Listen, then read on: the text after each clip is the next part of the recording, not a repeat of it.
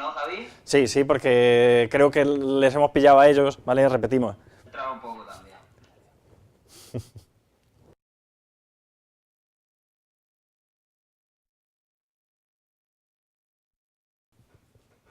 Buenas noches, hoy es jueves 4 de febrero, empezamos Espacio Abierto, hoy toca hablar de economía, de impuestos y de bancos. Empezamos.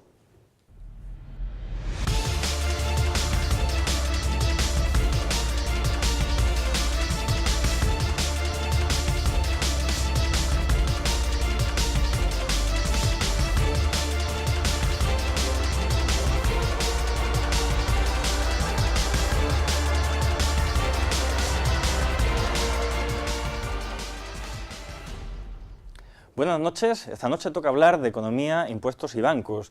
Parece ser que estamos saliendo de la crisis, pero ¿lo estamos notando todo?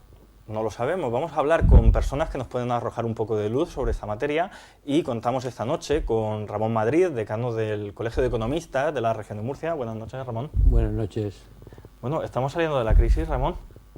Bueno, ¿O es una pregunta muy complicada para responder con una frase rápida? Efectivamente, yo creo que es demasiado complicado responder, pero también diría que todo apunta a que sí, a que por lo menos se vislumbra, ¿no? Lo que, no sé, no me atrevería a decir los brotes verdes, que siempre se habló, no me atrevería a decir el final del túnel, pero efectivamente sí se vislumbra que algo está cambiando. En algunos casos los índices nos dan crecimiento del 80%, si bien lo comentábamos ayer con unos compañeros, decía, claro, es que el 80% de nada es casi nada, es poquito. Digo, bueno, sí, pero se vislumbra, ¿no? Hay crecimiento. No sabría decir que si salimos de la crisis, sobre todo en la economía real. Las macromagnitudes, como luego la profesora Gloria nos podrá explicar, pues es cierto que sí indican que salimos, que la senda de crecimiento es distinta. Pero que la senda de crecimiento sea distinta no significa que todos valoremos que vamos muy bien, sino que la senda de crecimiento es distinta. Está creciendo, pero seguramente otra senda. Luego tendremos tiempo seguramente de explicar que las sendas de crecimiento no tienen por qué ser luego iguales que las de las que venimos, ¿no? Sino que pueden ser otros crecimientos distintos. Vamos a profundizar sobre esa cuestión y también vamos a hablar de bancos. Y cuando hablamos de bancos, pues a uno siempre le viene a la cabeza la firma de hipotecas, y las hipotecas pues terminan firmándose por un notario, y nos acompaña también Javier Escolano, que es notario de Murcia y a su vez vicepresidente del Círculo de Economía de la región de Murcia. Buenas noches, Javier. Buenas noches, es un placer compartir espacio y tiempo en este debate. Bueno, Javier, ¿se están firmando más hipotecas? ¿Hay más financiación? Una respuesta rápida para que luego generemos Sí, se están firmando más debate. Más hipotecas, se está fluyendo el crédito a familias y a empresas, y luego podemos profundizar en cómo van esas magnitudes. Bueno, y nos acompaña también una persona a la cual voy a hacerle pues una pregunta rápida referente a ese tercer bloque o a ese tercer tema que vamos a tocar en el programa de esta noche, que es los impuestos, y es saber si van a subir los impuestos, no van a subir, son suficientes para sostener ahora mismo los gastos de nuestro estado del bienestar.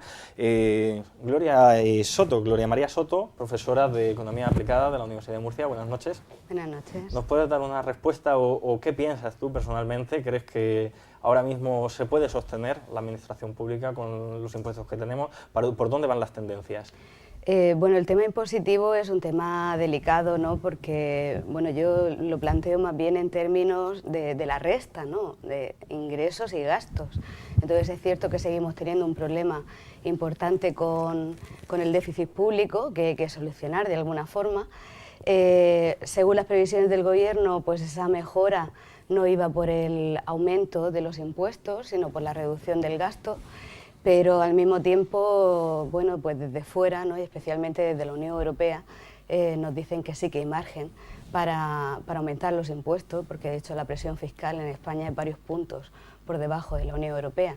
Entonces, bueno, al final eso también será una decisión política, ¿no? Del nuevo gobierno que tengamos, que según la orientación que tenga, pues puede ser que tire más por un sitio o tire más por otro, pero en cualquier caso lo que sí que es cierto es que hay que hacer algo, ¿no? La cifra de déficit público sigue siendo demasiado elevada para el bien de la economía española. Muchas gracias, Gloria. Con esta pequeña introducción, ahora sí entramos en el primer bloque, en la situación económica, y más o menos pues cogiendo esa idea que Ramón Madrid pues, nos ha expresado, el decano del Colegio de Economistas, de que parece que estamos saliendo. ¿Realmente nos puede profundizar un poco sobre cuál es la situación actual? ¿Qué hay real de esa recuperación? ¿O simplemente son reflejos macroeconómicos que todavía tardarán mucho en llegar a los hogares de la gente? Vamos a ver, es difícil explicar en un entorno mediático como este los síntomas de la recuperación, de la llamada recuperación económica. Yo personalmente creo que la recuperación económica existe, creo que hay índices más que suficientes, al menos índices de los que hemos estado utilizando hasta ahora. Y está la profesora, entonces nos podrá decir que hay índices que muchas veces, dependiendo de la época en la que trabajamos, pues son mejores o son peores, ¿no? Pero los índices con los que hemos trabajado hasta ahora, índices tanto relativos como índices absolutos, que han mejorado. Estamos mejorando respecto de otros países, estamos mejorando respecto de muchas situaciones. Hay otros índices que nos darían, bueno, pues el tema de pobreza, hay otros índices que nos darían otros síntomas y otros signos distintos. Pero la economía como tal está mejorando. Hay un problema enorme, que es un problema político, y aquí con Javier no vamos a hablar de política, ¿no? Pero hay un problema político porque dicen que el dinero es lo más miedoso que existe. Dicen que el que más miedo tiene de todo es el dinero. Y claro, la falta de expectativa siempre pues genera crisis. Ahora mismo los datos que conocemos, datos ciertos, como dicen que los economistas somos los mejores historiadores, podemos referirnos al primer semestre del 2015, ¿no? Del segundo semestre del 2015 realmente todavía no hay datos cerrados, contrastados. Los datos que tenemos son buenos. Claro, es cierto también que no contemplan esa situación política, ¿no? No sé cómo vosotros lo veis. Quizá yo me permitiría apuntar, evidentemente en la línea que el experto, nuestro buen amigo Ramón, apunta, a que yo más que hablar de salida de la crisis me atrevería a utilizar otra expresión que es normalización. Me da la sensación de que se está normalizando el crédito, como decíamos antes, el crédito parece que empieza ya a fluir a favor de familias y de empresas, a unas tasas de interés, a unos tipos de interés que ya son más o menos asequibles. Por otro lado, datos de lo que vemos el día a día, pues aumenta el tráfico en nuestras ciudades antes era casi devastador, llegabas a determinadas horas punta en Murcia y por ejemplo cruzaba la Gran Vía sin tener ningún problema. Hay un incremento del tráfico, hay un incremento del consumo. Lo que pasa es que yo me temo que las profundas cicatrices que esta crisis, que casi ya ha durado una década, pues son tan profundas en las personas y en las familias y en las empresas que salir de lo que es realmente y volver a recuperar unos umbrales de actividad, de producción y de bienestar va a ser difícil. Esa es la percepción que yo tengo, que las cicatrices son profundas, vamos camino a una cierta normalización y tampoco es igual en todos los sectores, ¿no? Y esos indicadores, Gloria, a los que hemos hecho alusión, ¿nos puedes dar más pistas sobre la evolución, sobre su evolución, o en qué tenemos que fijarnos para saber si realmente estamos saliendo de la crisis o esto es un espejismo temporal? Bueno, el problema, creo que, como comentaba Ramón, es que es cierto que algunas variables económicas nos ofrecen unos datos muy buenos, ¿no? La tasa de crecimiento, el Producto Interior Bruto, la evolución del consumo, pero hay otros que, sobre todo en los últimos meses, no son tan favorables, ¿no? Yo cuando venía esta mañana en el coche he oído información sobre los índices de expectativas de las familias y parece ser que se han deteriorado mucho en los últimos meses, ¿no? Los de confianza del consumidor. Sí, también. de confianza. Bueno, la confianza parece ser que está alta, pero las expectativas son menos favorables. Pero la variación es de un 8,3 hacia la baja. Sí, ¿Puedes traducir al castellano esto qué significa? Que la confianza del consumidor es alta significa que la consideramos todo como buena, sí. Pero en términos temporales, del anterior periodo que se ha estudiado a este periodo ha bajado, con lo cual yo creo, y en mi modesta opinión, que el tema político no ha beneficiado a este índice, en mi opinión. Perdona, Gloria. Sí. Lo que estamos diciendo es que estos indicadores sí que nos pueden decir si las familias van a atreverse a gastar más, ¿no? Básicamente, no sé si es sería la Sí, claro, interpretación. son expectativas sobre la situación económica y las decisiones de gasto de las familias. Yo hago referencia a estos indicadores sobre la confianza y sobre las expectativas porque a mí me gustaría hablar de una recuperación económica sin ningún pero me da la impresión de que en los últimos meses, ¿no? Desde mitad del año pasado, quizás muy influenciado también por cuál es la evolución de las bolsas, ¿no? Siempre se ha dicho que la bolsa es el barómetro de la economía y si eso es así, ¿no? Pues lo que nos están reflejando es que hay mucha volatilidad y que es difícil hacer predicciones. Cierto es que la situación económica actual es mucho mejor que la que teníamos hace un año, que la que teníamos hace 2, hace 3, es que la situación era nefasta, horrible, ¿no? con el rescate y todos estos problemas, pero advierto desde mi opinión personal, ¿no?, una cierta desaceleración del crecimiento que no es deseable, ¿no? Sería mejor, ¿no?, que esos brotes verdes terminaran de crecer, dieran un gran árbol, ¿no?, y al final pues las familias comieran de ese árbol, sobre todo en lo que más les afecta, que es el mercado de trabajo, ¿no? Yo me voy a permitir solo puntualizar una cosa. A mí la bolsa no me gusta como barómetro de la economía en absoluto. Yo definiría la bolsa más como barómetro de las expectativas que hay en la economía, porque al final la economía real funciona de una forma totalmente distinta a lo que la bolsa funciona, ¿no? La bolsa puede caer o subir en función a expectativas, en función, como nos dicen los técnicos siempre, ya descontado, ¿no? Ya descontado no sé qué noticia, ¿no?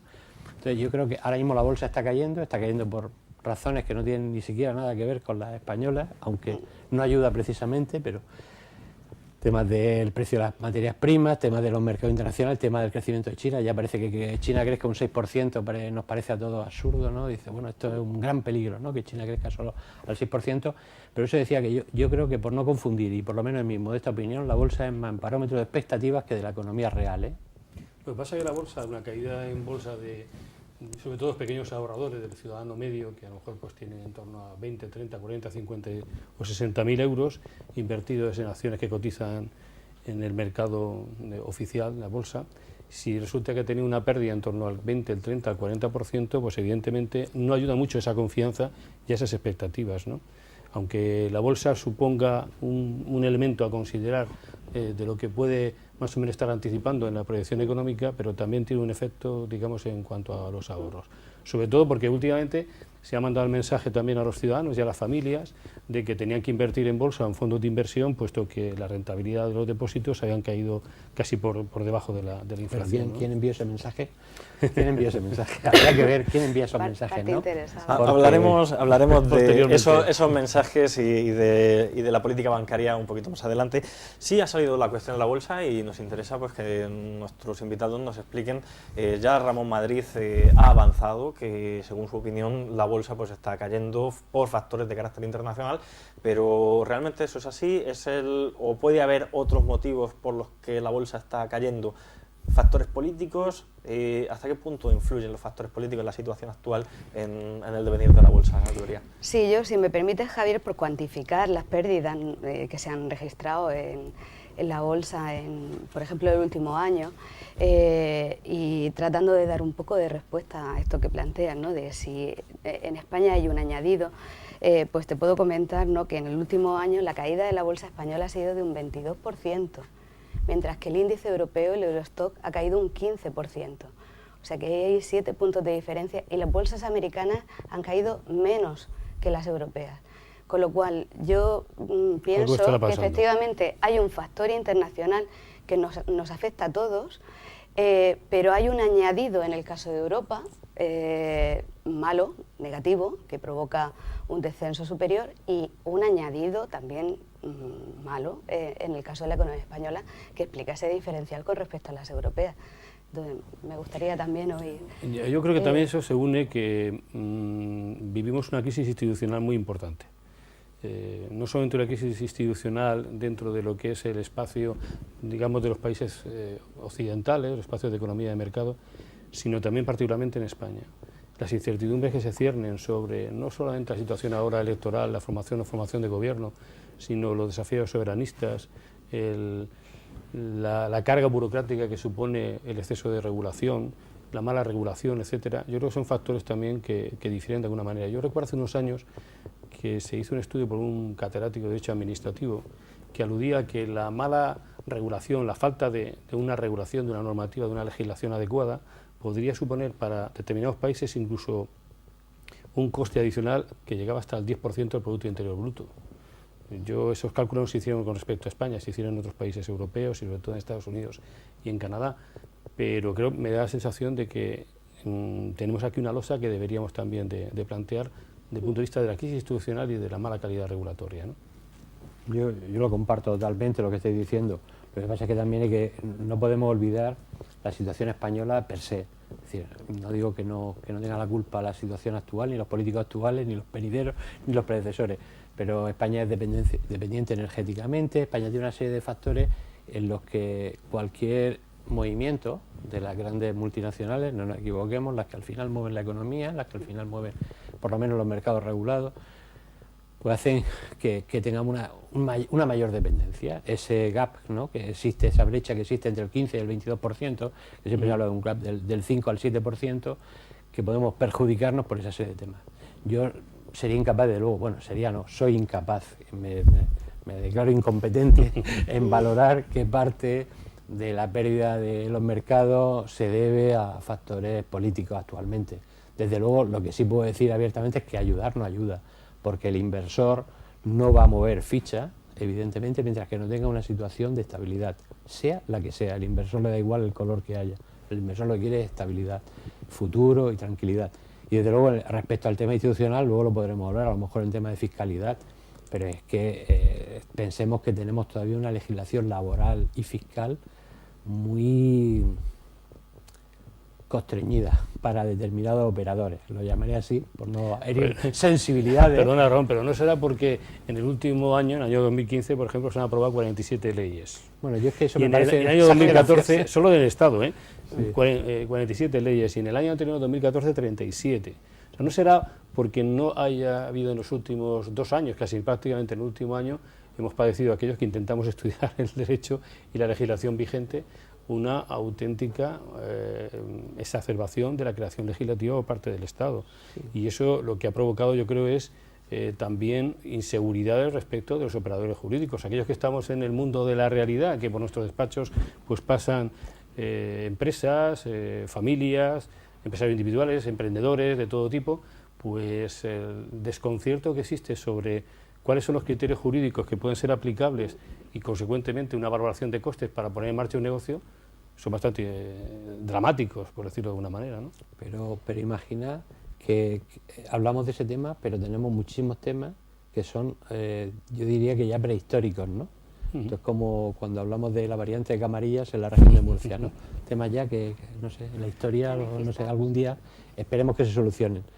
Pero aquí en España, en cuanto tienen un cierto crecimiento por volumen de empleados, por volumen de tal, pues resulta que tienes comité de empresa, resulta que tienes que hacer los pagos mensuales en vez de trimestrales de impuestos, resulta que tienes un pago a cuenta de sociedades que es superior por ser ese tipo de empresa. Todo eso, al final, estamos en un mundo globalizado y eso dificulta. Es decir, no podemos tener estados, podríamos poder hablar de ellos, como Irlanda, estados dentro de la Unión Europea que tiene un impuesto de sociedades, vamos, yo diría que la mitad, casi la mitad de tipo impositivo. Luego habrá que ver los tipos reales, ¿no?, por las bonificaciones y deducciones, pero casi la mitad. Eso sigue sin resolverse, es decir, se legisla muchísimo, en mi modesta opinión, y desde luego lego en la materia, lo único que pasa, sufridor diría de la materia, más que otra cosa, se legisla muchísimo, pero no se resuelven los temas de fondo, ¿no? Es cierto que sí se ha avanzado algo en el mercado ese único, la unificación, ¿no?, a nivel de comunidades autónomas, que tenemos 17 leyes de cooperativas, 17 leyes de todo, y efectivamente parece que la Secretaría de Estado de Comercio, si hay que echarle a alguien un piropo, habría que decir que ellos han intentado unificar un poquito, pero un poco, comparto totalmente que hay demasiada legislación. Gloria. Sí, yo estoy completamente de acuerdo con ellos dos, ¿no? Sin duda hay aspectos institucionales, ¿no?, y relativos a la normativa y a las leyes que lastran el crecimiento económico, ya que estamos hablando de crecimiento económico y la consideración que se tiene de España y la facilidad para crear empresas y llevar el día a día de las empresas, ¿no? También en el ámbito financiero, ¿no?, que es el que yo conozco más, pues como ejemplo, ¿no?, de esa euforia legislativa, pues os recuerdo, ¿no?, todos estos decretos y reales decretos que salieron para tratar de resolver los problemas de la banca, que eso fue un absoluto, o sea, no pasaban 3 meses o 6 meses y ya teníamos una nueva ley que abordaba cuestiones diferentes porque se consideraba que el problema estaba en un ámbito diferente. Entonces me da la impresión que a veces en España no se hacen las leyes de una forma demasiado rápida y abordando cuestiones parciales, cuando a lo mejor deberíamos de pararnos todos un poco, ¿no?, y pensar cuáles son los principales problemas a resolver. Ramón ha comentado el mercado interior, ¿no?, dentro de España, y bueno, y dar una solución a esos problemas en vez de ir casi a salto de mata, ¿no? Muchas veces, de hecho, aparecen normativas que incluyen errores, ¿no? Y a los pocos días sale una corrección de errores. Exactamente, y no sé, yo creo que no tiene mucho sentido, ¿no? Fíjense que estamos hablando de cuáles son los motivos por los cuales puede verse lastrada la bolsa, y salen los aspectos internacionales, la situación y la estabilidad política, y luego salen algunos otros aspectos de carácter estructural que nuestros invitados señalan a que tenemos unas debilidades estructurales en nuestro sistema relacionadas fundamentalmente con las trabas a la empresa, si no he entendido mal, es decir, demasiados requisitos, mucha normativa y también la propia situación de dependencia de la economía española. Vamos a continuar lanzando una pregunta que yo creo que es un reto, y nuestros invitados, que tienen un nivel muy alto, pues supongo que sabrán afrontarla adecuadamente, y es que nos hagan una estimación de por dónde creen que pueden ir los tiros en los próximos meses referente a la situación económica. ¿España va a seguir esta senda de la recuperación? ¿No va a seguir? ¿De qué va a depender? Le pongo en un aprieto, decano del Colegio de Economistas, pero Ramón Madrid, si nos puede dar una visión. Habías dicho que eras historiador, no sé si... Yo, la verdad es que además es una de las asignaturas que más me gustaba en la facultad, ¿no?, la historia económica. Yo soy de economía general, economía coyuntural y sector público, es decir, que mi especialidad, estos temas los trabaja poco, eran modelos econométricos y casi todo lo que estudiábamos. No sé, yo sinceramente no tengo la bola de cristal, no sé lo que va a pasar. Yo creo que la incertidumbre política es un factor, es una variable en un estado de multivariables, ¿no? Pues esto es multivariable, aquí ya no se habla de ecuaciones de 4 o 5 variables, ¿no? Esto es de tantísimas variables que es difícil pensar en cuál es nuestro futuro. Es cierto que tenemos grandes ventajas, sobre todo la región de Murcia, es una región netamente exportadora, tanto por los productos agroalimentarios como por los servicios de turismo. Tenemos que intentar aprovechar eso a corto plazo, a medio plazo intentar potenciar la industria. Sé que es un mensaje manido, trabajado, dicho 20 veces, pero es el mismo que siempre tenemos que manejar, y es el mismo porque es así como lo tenemos. Y también tenemos un problema, que es como estaba diciendo Gloria antes, y hemos apuntado ya, el mercado interior. Es decir, hay una discriminación, hay un mercado interior que, bueno, que depende de cómo funcione, pues iremos mejor o peor. Si Europa funciona, evidentemente nuestros grandes clientes son Francia, Italia, Alemania, Gran Bretaña. Si nuestros clientes funcionan, tanto a nivel de poder exportarles productos agroalimentarios como poder recibirles vía turismo, pues yo creo que la región no tiene un mal futuro, sinceramente. Hay quizás ciertas cosas que hay que mejorar bastante, pero no tiene un mal futuro. Yo casi, si me permitís, pues me centraría quizá más en la región de Murcia, y un poco a nivel, digamos, de observador de la realidad. Me da la sensación de que estos últimos años se ha producido un fenómeno que ha sido dramático, porque se ha destruido mucho el tejido empresarial, han sido muchas las empresas que se han disuelto, han caído en concurso de acreedores y se han liquidado, pero la fortaleza del empresariado murciano y de las empresas murcianas al día de hoy yo creo que es importante.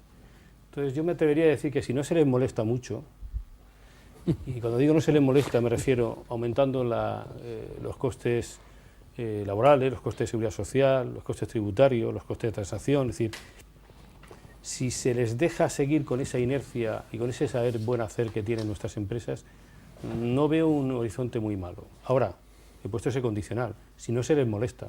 Yo voy a recoger simplemente un comentario que me decía el otro día un emprendedor de éxito que había empezado precisamente en plena crisis a intentar poner un proyecto empresarial adelante y que lo ha conseguido, y decía, por favor, que no aprueben más leyes de apoyo a los emprendedores, ¿no? Y me parece que es una reflexión interesante. Yo sé también, por otro lado, que la simplificación administrativa yo creo que es la tarea pendiente, porque hay variables que yo no me atrevo a cuantificar, como puede ser el impacto de la bajada del precio del petróleo. La bajada del precio del petróleo está suponiendo una transferencia muy importante de los países productores que antes recaudaban muchísimo más dinero, y ahora eso no lo ahorramos en esa factura que Ramón decía muy bien al principio, energética. España tiene un ahorro energético como consecuencia de la bajada del precio del petróleo. O sea, hay elementos que no se pueden quizá a lo mejor valorar en exceso, o el empuje o no empuje de las economías emergentes, de lo que pueda ocurrir en América Latina, pero yo todo eso prescindo, no soy técnico, no puedo saber, pero sí digo que la La fortaleza de nuestras empresas es importante, pero no quiere decir que si se hacen mal las cosas no podamos volver a un periodo en el que empieza a destruirse el tejido empresarial. Gloria. Sí, bueno, yo continuando con la cuestión de las exportaciones, ¿no?, y el esfuerzo que han hecho las empresas en los últimos años por efectivamente abrirse mercados en el exterior, ha sido sorprendente, ¿no?, cómo han salido. Gracias a eso, pues los efectos de la crisis en España no han sido mayores de lo que ya han sido, ¿no? Pero bueno, ¿no?, en línea con lo que comentaba anteriormente, y efectivamente los otros contertulios lo han comentado, es difícil hacer predicciones sobre qué va a pasar el próximo año, ¿no?, por ejemplo, por fijar un horizonte temporal. ¿Qué factores, o más que nada, cuáles serían los condicionantes? Aquí han salido algunos, Javier Escolano ha planteado que no se hagan demasiados inventos y no se les ponga que no más se moleste, trapas, que no se moleste. que no se moleste. Sí, pero en la línea con las exportaciones es que el dinamismo que registre el comercio es fundamental para poder seguir manteniendo ese impulso por parte de las exportaciones. Entonces, claro, comentaba Javier que la evolución del precio del petróleo, la caída del precio del petróleo a la economía española nos beneficia, pero al mismo tiempo eso reduce las posibilidades de los países en vías de desarrollo por importar, y ellos importan de nosotros e importan de otros países a los que nosotros exportamos. O sea que el comercio está interrelacionado y las previsiones que hay sobre el comercio no son positivas, son de crecimiento. O sea, siempre estamos hablando de continuar con el crecimiento, pero a lo mejor un crecimiento inferior al que tuvimos la suerte de registrar, por supuesto, en el primer semestre del 2015, que fueron unos meses estupendos, un crecimiento algo menor. Las previsiones económicas además van en ese sentido, ¿no? Frente al crecimiento del 3,5, algo así, del PIB de este año, se espera un crecimiento del 2,8 para el año que viene. Esta mañana la Unión Europea, porque tú decías, también hacía referencia aquí vamos a tener un crecimiento en torno a 2 puntos y algo, 2,6 creo recordar, inferior a las previsiones del gobierno, pero crecimiento sí se espera. Pero crecimiento, ¿no? Exactamente. Yo de todas formas creo que por el tema del petróleo, digo, tampoco confundamos, el petróleo vale para unas cosas es bueno, para otras es mala, es decir, uno de los factores por los que baja en los índices bursátiles seguramente por la disminución del precio del petróleo, digo, porque no vamos a entrar en eso porque sí que es más difícil de explicar, pero a mí me gustaría introducir algún nuevo factor, sobre todo por lo que estábamos comentando de centrarnos en la región de Murcia.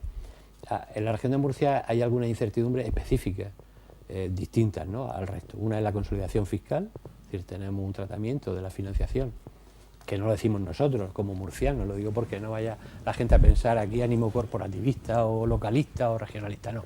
Lo dice BBVA, lo dice en los informes de INVIVA, lo dicen determinadas instituciones que dicen que estamos mal financiados o por lo menos discriminados financieramente respecto a otras comunidades autónomas. Y luego yo creo que también es muy importante la tasa de desempleo. La tasa de desempleo de la región de Murcia sigue siendo muy alta, para ser una región netamente exportadora, como decía antes, de bienes y servicios, es muy alta. Eso no es bueno porque la demanda interna se resiente y esto en un mundo, la economía al final funciona como una rueda y todo, si hay más demanda interna funciona, pero no hay que crear inflación, pero la inflación sabemos que tiene que ser como mínimo del 0 al 2%, no puede ser deflación. Hay una serie de elementos y de variables que tienen que funcionar y es lo que hace funcionar este mundo. Y si no, estaremos en otro mundo, estaremos en otro sistema, pero este sistema funciona así. Con lo cual yo creo que es importantísimo, sé que la tasa de abandono escolar en la región de Murcia sigue siendo una de las más altas.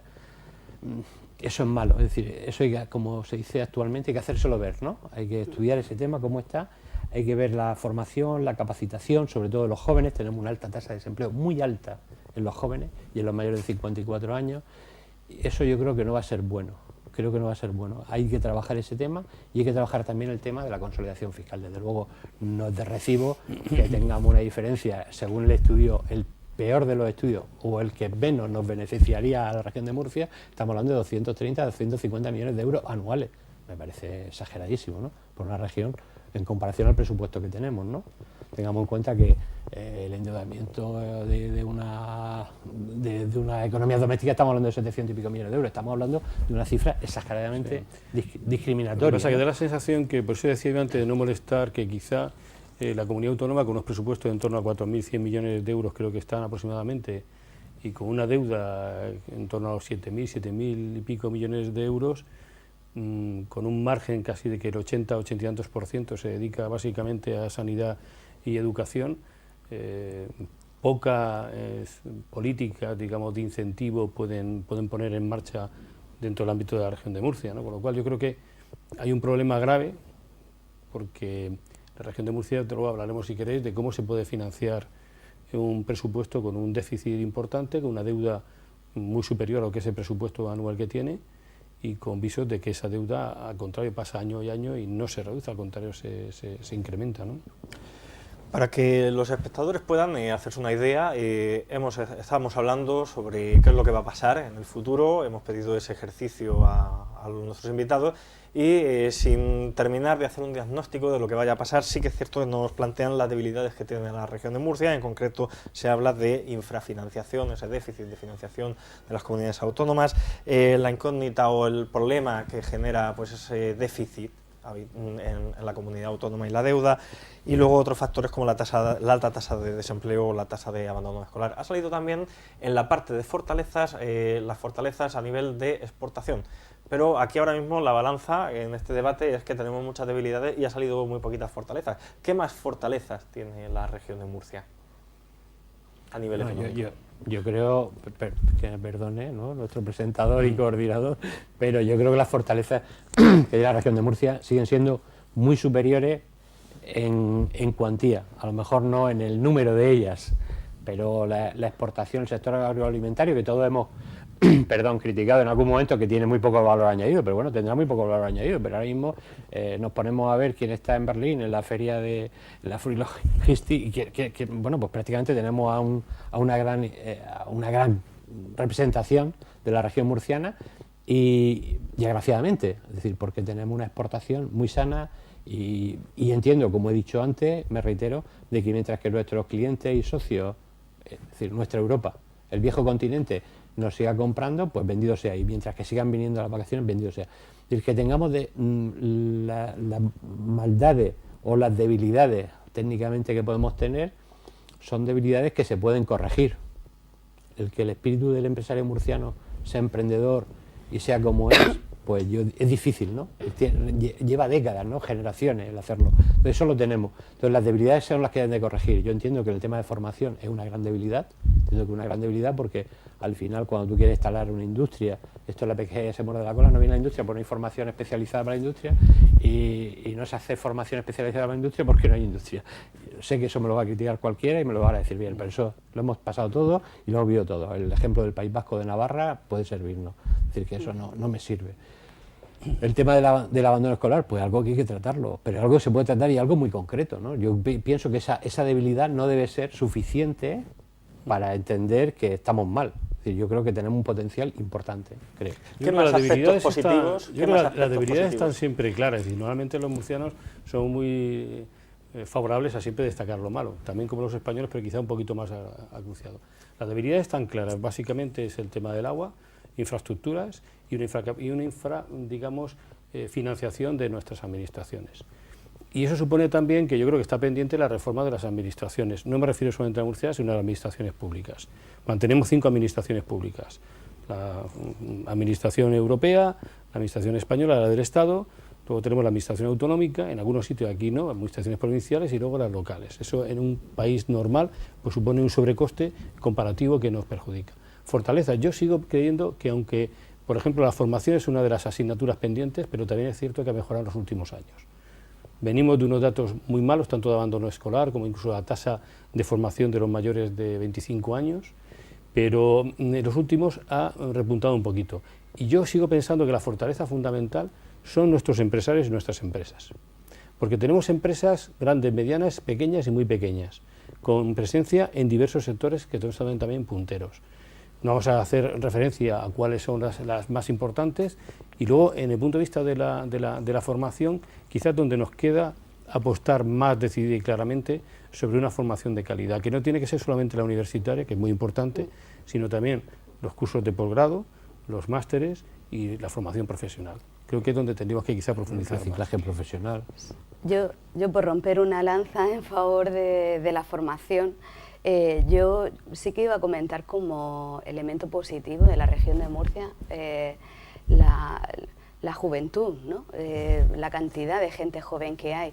Y quizás efectivamente, como comentaba Ramón, ¿no?, se dan esos desajustes entre la formación que necesitan las empresas y la que ofrece la universidad y otros niveles educativos, porque no hay un suficiente vínculo entre las empresas y los centros educativos, ¿no? Ahí yo creo que, por ejemplo, ¿no?, en el caso del Colegio de Economistas, ¿no?, pues desarrolla una labor muy importante precisamente en ese sentido. Muchas gracias, ¿no?, Gloria. de hacernos llegar, lo digo sinceramente, ¿no? Claro, digo que pero creo que el nivel educativo de los murcianos y en general de los españoles, refiriéndome a la gente joven, yo creo que es muy bueno.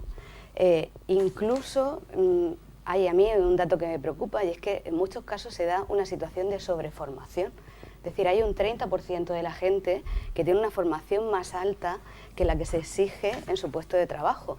Además, es que nuestros jóvenes, cuando van fuera, yo oí en una ocasión, ¿no?, y se me quedó el término, cuando van fuera los llaman los alemanes del sur, por la capacidad de trabajo que tienen y por la habilidad y los conocimientos que tienen. Entonces yo tengo confianza en la gente joven de esta región y la española, ¿no? Y yo creo que eso debería de aprovecharse mejorando las cosas que no funcionen, ¿no? Tratando de encontrar un mayor vínculo entre la universidad y entre la educación y las empresas para adaptarnos desde el sistema educativo a esas necesidades, pero confío en ello. Y además es que creo que los que se van, porque muchos se van, y se van a veces para desempeñar también allí fuera en el extranjero trabajos de muy baja cualificación, ingresando muy poco, en muchos casos, seguro que conocéis casos de jóvenes que los tienen que ayudar las familias para poder mantenerse en Alemania, en Francia, en Inglaterra. Esos jóvenes que están fuera, algunos están en mejores posiciones, ¿no?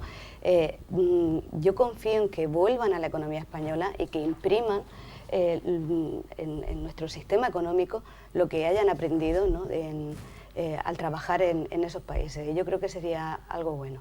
Sí. Con esas ideas, con ese optimismo de que efectivamente pues, se revierta esa situación de aquellos que han tenido que marchar a otros países, nos vamos a publicidad y volvemos ahora enseguida a hablar de economía, de impuestos y de bancos.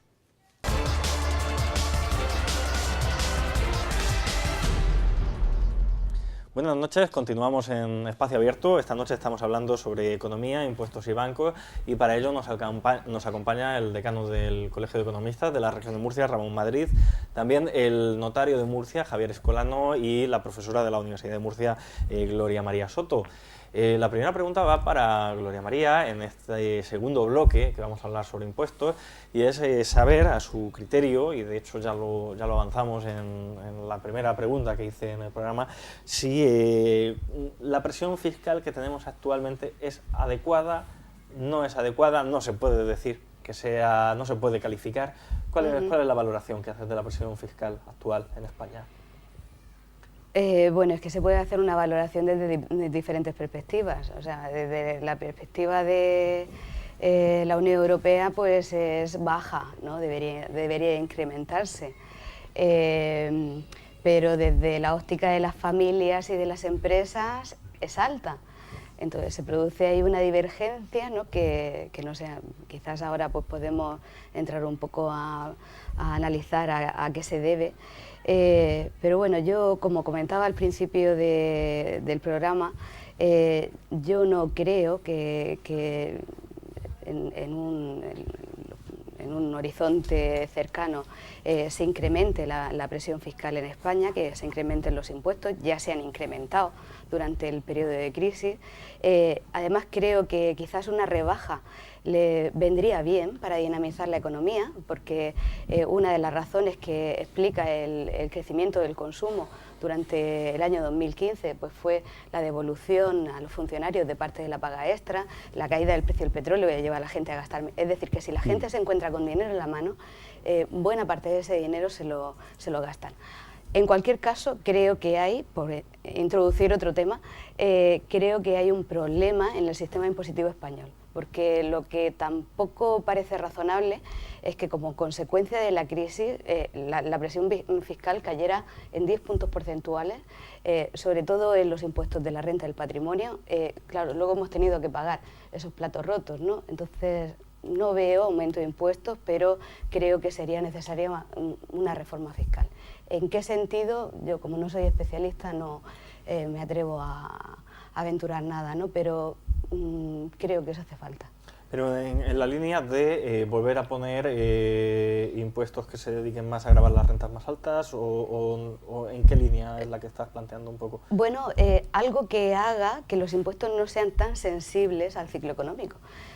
En cualquier caso, esto se aplica a cualquier variable en el caso de la economía española, porque es que somos hipersensibles a lo que pasa, ¿no? Nuestros movimientos en el PIB, nuestros movimientos en las tasas de paro. La economía española muestra un exceso de sensibilidad que habría que tratar de corregir de alguna forma. Desde luego, otras economías no lo presentan, o sea que tiene que haber una solución a ese problema. Para que nos entiendan adecuadamente, es decir, las personas que nos ven, nos estás diciendo que en épocas de crisis recaudamos poco. Muy poco, cae muchísimo la recaudación. Cae muchísimo y por tanto se hace insostenible la administración. Sí, sí. Bueno, y hay que subir el impuestos. resto de invitados, si nos pueden dar una valoración sobre ¿qué opinan sobre la presión fiscal actual? Yo creo que efectivamente, si vemos el dato frío de lo que es la comparativa entre la presión fiscal en España con respecto a los países de nuestro entorno, fundamentalmente de los países de la Unión Europea, hay un diferencial el que está más baja en España. Pero si no recuerdo mal, el concepto de esfuerzo fiscal, que es distinto y que va quizá un poco más pegado a la realidad económica española en función de los sueldos, salarios, de la riqueza del país, ahí sí que estamos muy por encima de la media, ¿no? Dicho de otra manera, que me da la sensación de que cuando pagamos los impuestos siempre pensamos que son altos, y cuando vamos a obtener los servicios que se financian con esos tributos, pues siempre nos parece, oye, pues si el servicio podría ser mejor si pagáramos más impuestos. Luego, entonces yo creo que es un problema también de definición de sociedad. Voy a introducir un pequeño debate simplemente, aunque luego podemos profundizar en el tema del impuesto de sucesiones, que siempre con el patrimonio son dos impuestos que están encima de la mesa. Lo fundamental del impuesto de sucesiones es saber, si decimos que no es porque consideramos que el impuesto de sucesiones es injusto, puesto que se está grabando una renta que cuando fallece una persona pasa a sus herederos, y esa renta o ese patrimonio ya ha sido grabado anteriormente en otros impuestos en vida del fallecido. Y por el contrario podemos pensar, no, es que el impuesto de sucesiones tiene que estar porque precisamente hay dos elementos de justicia. Uno es la justicia distributiva, es decir, oye, lo normal es que cuando una persona fallece, parte pase a la administración pública y se distribuya vía ingresos públicos, y por otro lado, porque en el fondo está recibiendo un patrimonio que no ha ganado. ¿Vale? Son conceptos de filosofía de por dónde queremos. Y a mí me da la sensación de que para hablar si los impuestos son altos o son bajos, independientemente de las cifras tan sumamente frías y comparativas, yo creo que tendríamos que partir de esa reflexión. Es decir, ¿qué tipo de sociedad queremos? Si queremos una sociedad en la que haya un estado de bienestar muy amplio, en el que no se deje a nadie tirado porque tenga pues una mala situación de salud o haya fracasado de una iniciativa que haya tenido, es decir, si recogemos a la gente para no dejarla en la marginalidad, eso requiere unos tributos. Y si por el contrario queremos otro estado de forma distinta, pues a lo mejor los tributos serán distintos. Lo que no me parece a mí que es adecuado y que me da la sensación de que últimamente estamos haciéndonos trampas a nosotros mismos, es que queremos tener un mínimo vital, por poner un ejemplo, que se está poniendo de moda ahora, unas rentas determinadas, una cobertura del paro, etcétera, etcétera, y luego a la hora de pagar impuestos queremos que se bajen los impuestos. Me da la sensación de que eso no funciona. Ramón. Bueno, totalmente de acuerdo. Al final, esto es una situación de equilibrio. Yo voy más allá, ¿no? Yo ya parto de que el sistema lo hemos elegido, estamos en una Europa que tiene un sistema que se lo ha dado a ella misma, ¿no? Y que todos lo hemos dado, y que a partir de ahí tenemos que trabajar. ¿Y cómo Pero perdona, Ramón, en Europa sabes tú que hay distintos... Bueno, y aquí en España también. Aquí en España también, no, también, ¿no? Pero quiero decir... No todos los países tienen, por ejemplo, impuestos de sucesiones, no todos tienen impuestos de patrimonio. No, pero digo a nivel de estado de bienestar, ¿no? Nos hemos dado de que queremos un estado de bienestar relativamente alto. Ahora faltaría definir qué es estado de bienestar. Yo no voy a entrar en ese debate porque desde luego ese debate sería para otra ocasión. Sería otra ocasión o muchas ocasiones, ¿no? Pero sí es cierto que el problema está en el equilibrio. El equilibrio es importantísimo. Es decir, lo que no podemos es demandar servicios sin pagar por ellos. Es decir, papá Estado y mamá Unión Europea se han terminado. Mamá Unión Europea, con todo lo que se criticó, la entrada de España en el euro y tal. Bueno, a mí me gustaría saber, hacer algún estudio económico, que hubiera sido de España si no hubiéramos entrado en la Unión Europea, si no hubiéramos entrado en el euro y tal. ¿Por qué? Porque al final Al final pues hemos sido receptores de subvenciones de fondos europeos netamente, quiero decir, y el que no lo quiera ver, que no lo vea, me da igual, ¿no? Pero ahí tenemos sectores que a lo mejor no existirían hoy si hubieran sido receptores de esos fondos, en mi modesta opinión. ¿Qué ocurre? Que estamos en un mundo ahora mismo, y sobre todo por las incertidumbres políticas que nos manejamos, donde hay mucho discurso político, en mi modesta opinión, muy poco serio, y lo digo sinceramente, muy poco serio, porque no se hacen los números con rigor, con ningún rigor, porque no se puede hacer promesas del tipo de yo elevo el salario mínimo interprofesional a 3.000 euros, yo lo quisiera en 5.000 euros, para todos, ¿por qué no? Y seguro que todos los que estamos aquí, ¿qué es lo que queremos? Pues que todo el mundo sea feliz y lo mejor posible.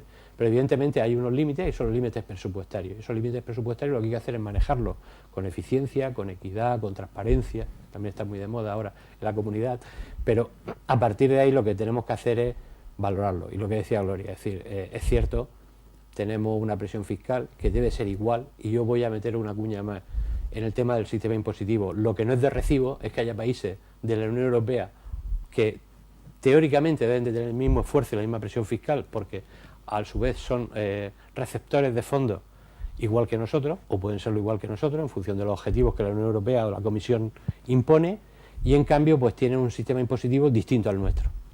Punto. Y no voy a hablar ni mejores ni peores, ni voy a decir que España sea mejor que otros, porque también es peor que otros. Pero lo que es cierto es que si estamos en un mundo europeo, en la Unión Europea, estamos los 28 países, lo que hay que tener es un sistema impositivo, yo no diría si no igual, cuasi igual, cuasi igual. A mí ya estoy un poco cansado de oír a los políticos decir que las realidades de cada país, las realidades de cada país son las que son. Pero una empresa en Murcia, mañana se pone en Irlanda en cuestión de minutos. Sí, y eso pero por hay, ejemplo, hay que valorarlo, Ramón, La SINCAP, vamos, perdón, Sí, no, vamos a luchar disculpa. mucho por la SINCAP, vamos a atacar. Yo no estoy ni a favor ni en contra, pero sencillamente lo que no podemos hacer es, si usted me dice que se va a ir a un paraíso fiscal fuera de la Unión Europea y tal y cual, bueno, pues eso siempre lo vamos a tener. Pero si yo estoy bajo un mismo régimen, bajo un mismo Banco Central Europeo, bajo un mismo sistema político, impositivo, lo que no podemos tener es discriminación, es decir, yo no puedo tener un Mónaco, no puedo tener una Andorra, no puedo tener un Luxemburgo, hay que decir ya las cosas por su nombre, es decir, es que parece que siempre nos da miedo decir estas cosas, ¿no?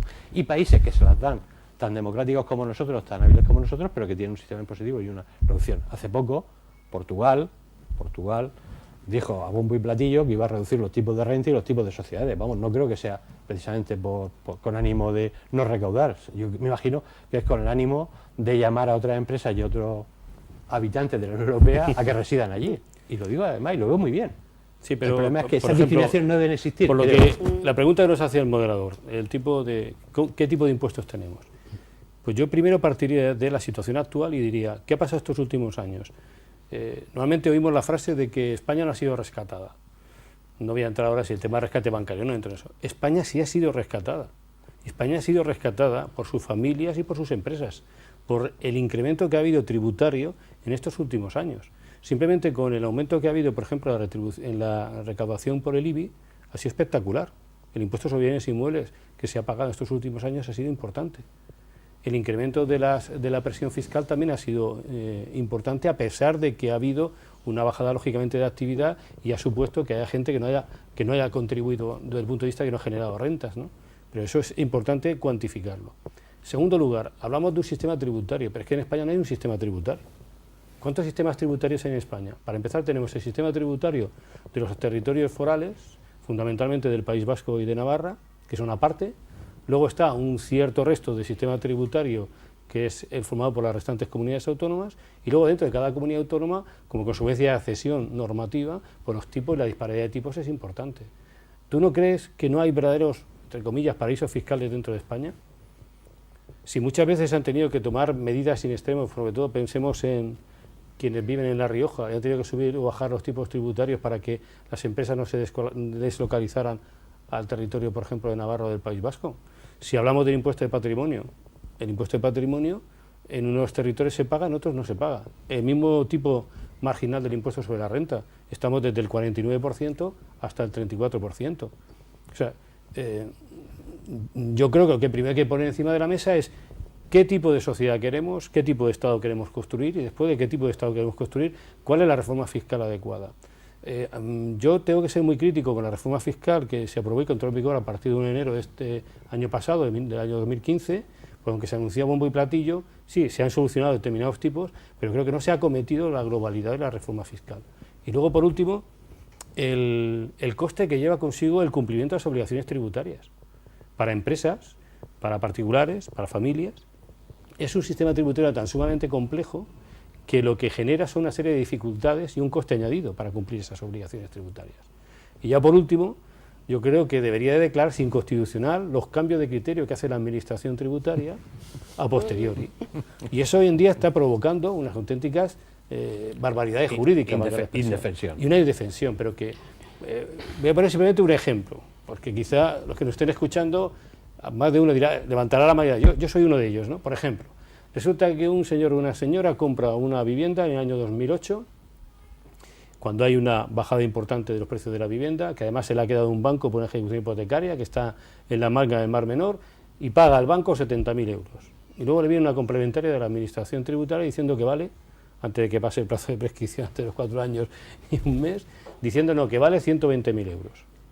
De acuerdo, se tiene que defender, plantear el recurso, para luego ganarlo a lo mejor en el Tribunal Económico Administrativo, porque realmente todo el mundo sabemos que el banco lo que va a vender es por el precio con el que realmente ha acordado con la otra parte. Entonces, ese sobreesfuerzo para un particular, aparte de cabrearle mucho y pensar que el sistema tributario es injusto, lo está colocando ya en un punto de vista de decir, oiga, no me creo que el sistema tributario sea justo, no creo que los tributos se apliquen adecuadamente. Y de eso podemos poner bastantes ejemplos. Con eso lanzo una pregunta que la tenía en el guión y que me interesa que tratemos, si realmente nuestro sistema es capaz de generar, de ser redistributivo. ¿Realmente qué valoración nos puedes hacer, Gloria, de nuestro sistema? ¿Ayuda a romper esa brecha entre pobres y ricos? Sí, eso sin duda, y es algo común en todos los países europeos. De hecho, si... ¿no? En la actualidad tenemos tasas de pobreza en torno al 20 y tantos %. Si no existiera si no hubiera redistribución de la renta, estaríamos hablando de tasas de pobreza el doble. ¿Es suficiente a tu criterio? ¿Es suficiente? Bueno, todo se puede mejorar. Quizás hay ámbitos, ¿no?, dentro de lo que es la protección social, en donde la reducción de las desigualdades que se produce en España pues es similar a la que se produce en otros países, ¿no? Estoy pensando en el caso de las pensiones. Las pensiones tienen un efecto redistributivo en España similar al que se da como media en la Unión Europea y en otros países. Hombre, siempre podemos considerar casos aparte, ¿no?, como puede ser el caso del Reino Unido, ¿no?, que ahí pues el efecto es menor porque la redistribución es menor, ¿no? Pero las pensiones juegan un muy importante papel redistributivo tanto en Europa como en España. Pero la particularidad de España es que no encontramos efecto redistributivo prácticamente en el resto de gastos de protección social. Quiero decir, pues, no sé, me viene a la cabeza ley de dependencia, transferencias a las familias, determinado tipo de subsidios, prestaciones que se escapan de lo que es la pensión. En eso Europa nos gana y quizás pues ahí es donde está, por lo tanto, el margen de mejora, ¿no? Yo en ese tema me gustaría introducir como el otro, el sistema impositivo por terminar. Me gustaría que si se hace la reforma autonómica se haga ya a nivel europeo, para que luego tengamos que hacer otra reforma a nivel europeo, pero yo creo que si estamos todos en el mismo barco, todos funcionemos igual. Y en el tema de las pensiones te comparto con Gloria, ¿no? El tema redistributivo podemos hablar mucho de él, hasta dónde queremos llegar, ¿no? ¿Qué es lo que queremos redistribuir, hasta dónde queremos llegar? Y como antes hablábamos con el estado del bienestar, ¿no? Depende de dónde nos pongamos, ¿no? Ahora, bien es cierto que España, agraciadamente, se redistribuye, que sí que tenemos, por los tramos de renta, por el tema del impuesto a sociedades, pues que a lo mejor no es la redistribución que todos quisiéramos, pero ojo con esa redistribución, porque eso juega, como decíamos antes, a favor y en contra de la competencia que tenemos con el resto de los países vecinos. Es decir, lo que no podemos hacer es algo que se escape de lo que el mundo global, donde estamos, el pequeño mundo o submundo en el que nos manejamos, ¿no? Porque si no, pues nos veremos desfavorecidos y nos veremos que habrá deslocalización y habrá toda esa serie de cosas. Ahora, dicho eso, hay que reconocer que hombre, hay una cierta redistribución, que es importante, y la redistribución no solo viene vía monetaria, viene, como bien decía Gloria, por la ley de la dependencia, por el tema sanitario, por el tema de formación, la enseñanza. El tema sanitario, bueno, pues yo creo que somos un ejemplo en muchos países del mundo del gasto sanitario. No sé si es eficiente o no, pero desde luego la calidad que se transmite y lo que todo el mundo dice es que es muy importante. ¿Se puede hacer más? Yo sinceramente, claro. Es decir, la respuesta primera sería sí. ¿Hacia dónde? Pues depende. ¿Con quién? ¿Y cómo lo hacemos? Pues hombre, los impuestos que hay son los que hay. ¿Se pueden crear nuevos impuestos? Sí. Yo sería partidario de reducir los impuestos, sería partidario de reducir IBI, partidario de reducir todo tipo de que fuera imposición indirecta y ir a impuestos directos progresivos, ¿no? Que quizá parece que como son, no sé si más justos, al menos con la educación o con la cultura que tenemos mediterránea, parece que es más justo el impuesto progresivo en algo que son tus ingresos, pero claro, ni el impuesto del patrimonio podría existir, ni podría existir el impuesto de sucesiones, ni podría existir un IBI, porque al final tú dices, bueno, y por el hecho de que yo he tributado por estos ingresos, y ahora me lo gasto en esto, y ahora pago por gastármelo en esto, bueno, y el que se lo gasta en copas no paga. Es decir, vamos a ser sinceros. Es decir, yo gano 60.000 euros, ahorro 50.000 porque tengo un estado de vida, un modus vivendi muy pobre y muy austero. Y entonces ahorro y compro vivienda o compro tal. Y entonces tengo que pagar por mantener ese patrimonio. Y si yo me voy de copas y mi cuerpo lo disfruta, resulta que no pago impuestos. No, los pago vía el IVA, que supuestamente sí, pero el lo pagas hostelero solo una paga. vez, No sé, pero lo pagas solo un año. Lo pago solo una vez cuando me lo gasto, ¿no? Y aquí Ese es el dilema de los dos hermanos, ¿no? Claro, y aquí tú te lo gastas y te lo gastas todos los años, ¿no? No, pero es que es algo que hay que hacer, a la gente hay que hacerla pensar, ¿eh? Porque, sí. Y los políticos. Hombre, tenemos un presidente ahora mismo de la comunidad que su mensaje es que dice que más vale el dinero en bolsillo, ¿no? de los ciudadanos que de la administración. Y hay parte que, desde luego, que lo comparto. No es cierto que cualquier bajada de impuestos genere más riqueza. Eso no es cierto tampoco, para hay estudios de todo. Pero sí es cierto que el dinero en manos privadas, en manos del consumidor, se estudia mucho más. Si tú tienes 100 euros, seguro que lo estudias muchísimo para gastártelo, que el político, con todo mi respeto del mundo, que aunque tenga una proporción mayor, pero en términos relativos tu estudio va a ser mucho mayor. Teníamos un compañero que fue consejero, lo puedo decir, porque además es buen amigo, Salvador Marín, y siempre cuando ponía el ejemplo de esto, compañero también de Gloria, y siempre decía lo mismo, ¿no? Teníamos, lo digo no porque haya fallecido, lo digo para todos los oyentes, sino porque ahora mismo no está aquí, está en Madrid, ¿no? Y siempre decía lo mismo, la economía es como una unidad familiar, ¿no? Al final tú te puedes gastar lo que tienes, y lo que no tienes, pues podrás endeudarte, pero te puedes endeudar puntualmente, ¿no? Y por una necesidad.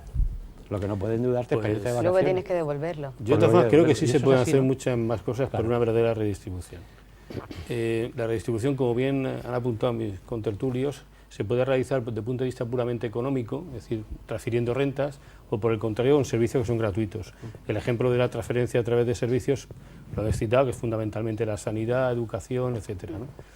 Y también desde el punto de vista de rentas. Pero hay iniciativas que pueden funcionar desde el punto de vista de incentivar también y ayudar a que determinadas personas, cuando tienen un trabajo y no consiguen llegar a un mínimo vital, de alguna manera sí que se les pueda ayudar desde el punto de vista del impuesto sobre la renta, ¿no?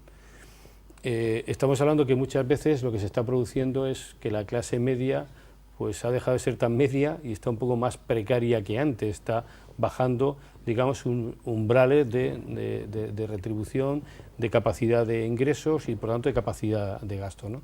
Yo creo que ahí sí que se podría todavía profundizar un poquito más, bien sea a través de una cierta devolución, a través del impuesto sobre la renta, otras posibilidades que sí que dieran lugar a esa redistribución, ¿no? Yo, si me permite, aunque Gloria aquí me podrá corregir seguro muchísimo, no quiero citar a los liberales, ¿no? Hayek y compañía y tal, pero hay de vez en cuando que tenemos que sacar la vena liberal, porque el estado de bienestar, este estado de redistribución de renta, tiene una perversidad, y la perversidad es que cuando uno se hace cómodo, se vuelve perezoso.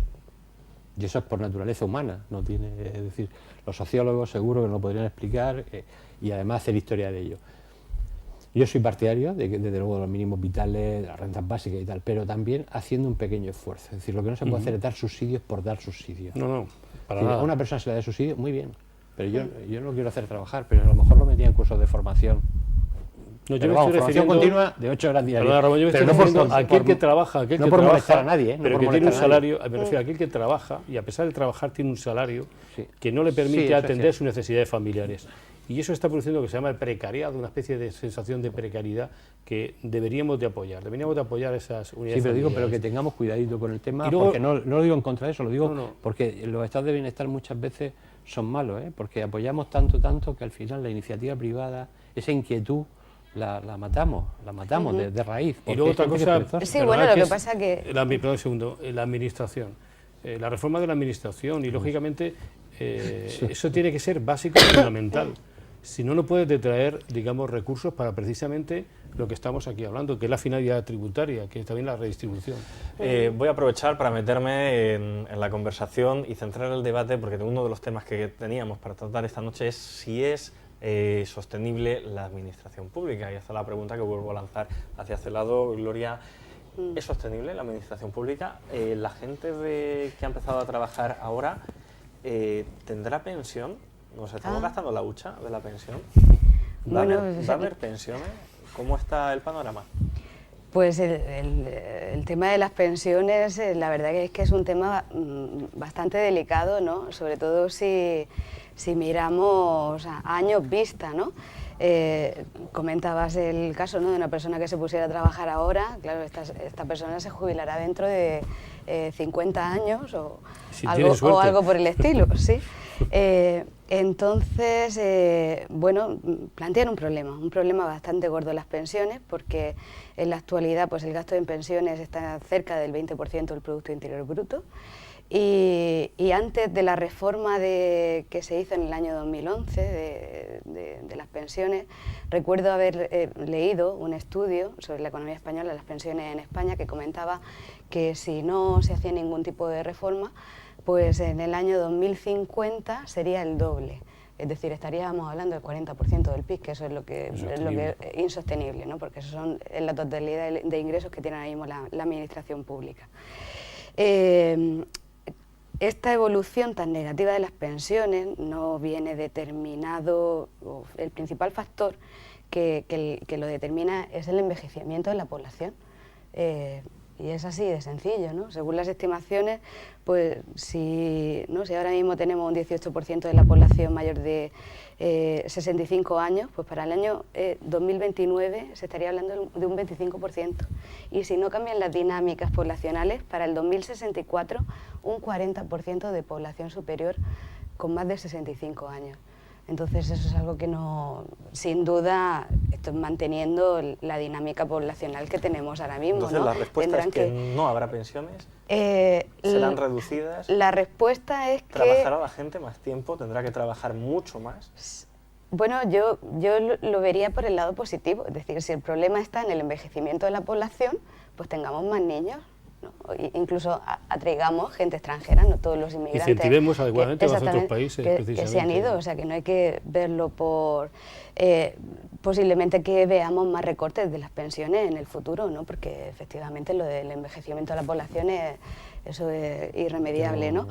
Pero bueno, yo fui antes positiva, optimista con la juventud, y yo vuelvo a serlo ahora. Yo creo que el futuro de nuestro país, pues una parte de él está en la juventud. Creo que está más que respondida la pregunta, por tanto me queda esa otra vertiente de si es sostenible la administración pública, y en concreto quiero la valoración de tanto Javier Escolano como de Ramón Madrid respecto a la comunidad autónoma. Tenemos una deuda importante.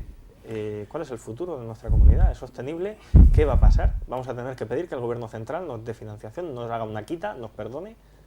Quizá una solución sería, de una manera, que la deuda de las comunidades autónomas, y sobre todo la deuda de esta comunidad autónoma, precisamente porque hemos tenido un mal modelo de financiación que nos ha penalizado y que no ha computado adecuadamente los valores, sobre todo poblacionales, de nuestra región, pues fuera asumida por el Estado, porque evidentemente con 7.000, creo, ¿no?, más o menos 7.100 millones de euros de deuda pública para esta comunidad autónoma, con un nivel de población, nivel de actividad, es casi inasumible, ¿no?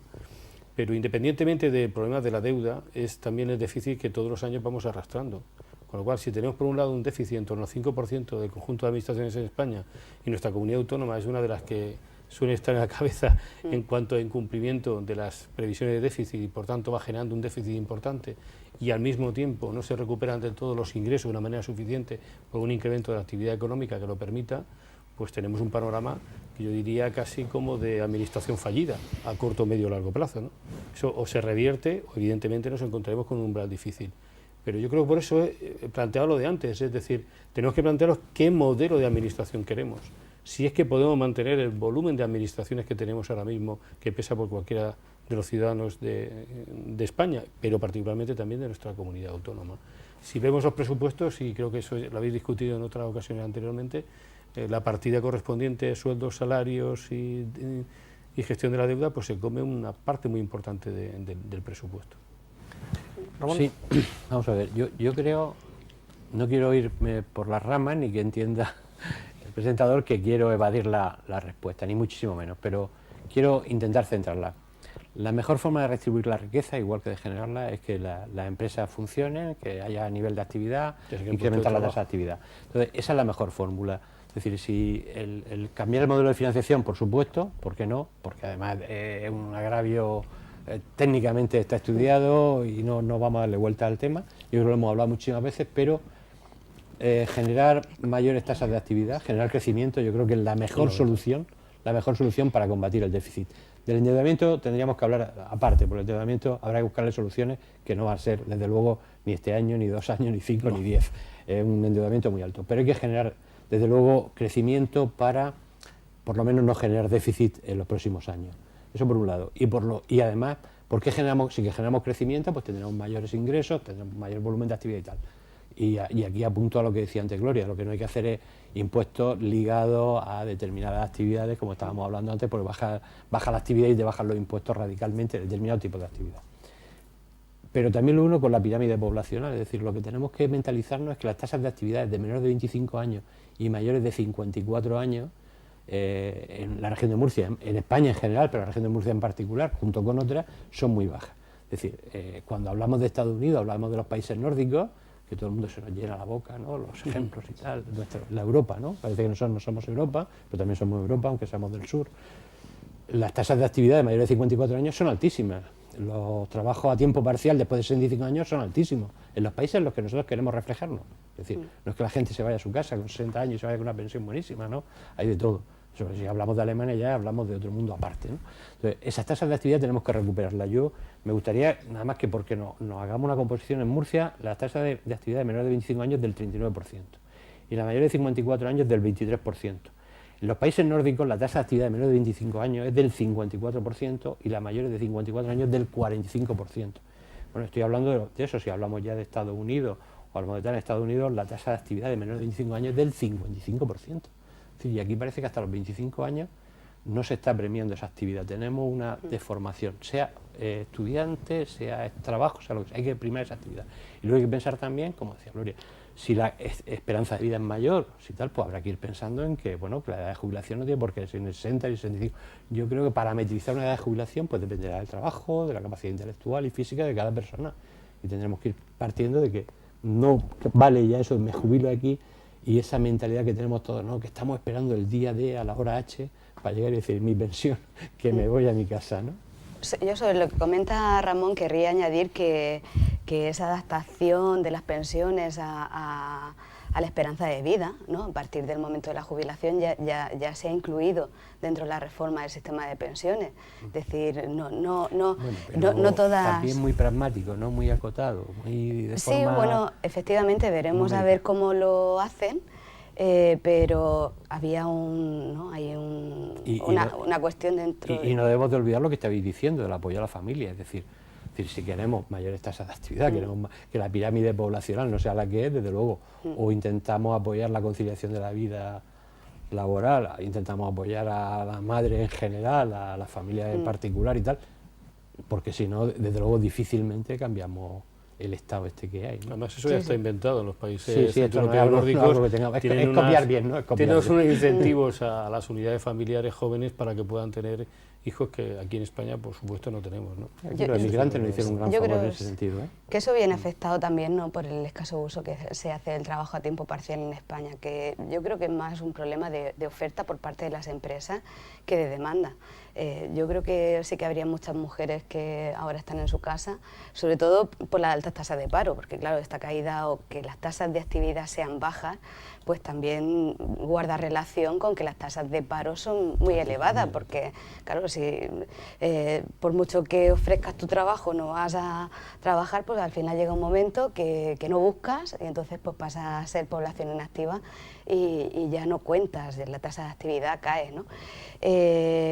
Pero creo que no, yo veo ahí una solución en el trabajo a tiempo parcial, pero me da la impresión de que las empresas no, de que falta ahí un cambio de conciencia en las empresas para que oferten ese tipo de trabajo en vez del trabajo típico a tiempo completo. Desde luego el dato de España en comparación con la Unión Europea, el peso que tiene el trabajo a tiempo parcial viene a ser la mitad en España que lo que se utiliza en otros países, ¿no? Nos quedamos con esta referencia que acaba de dar la profesora Gloria del Departamento de Economía Aplicada de la Universidad de Murcia, y vamos a publicidad para seguir hablando en este tercer bloque de economía sumergida y de bancos.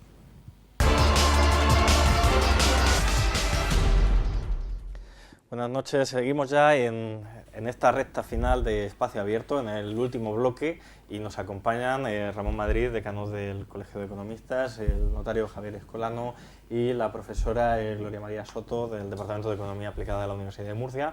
Estábamos hablando de impuestos y relacionado con impuestos tenemos que tratar una materia como es la economía sumergida. Se oye y se ha dicho que tradicionalmente había mucha economía sumergida en la región de Murcia. ¿Esto es así, profesora?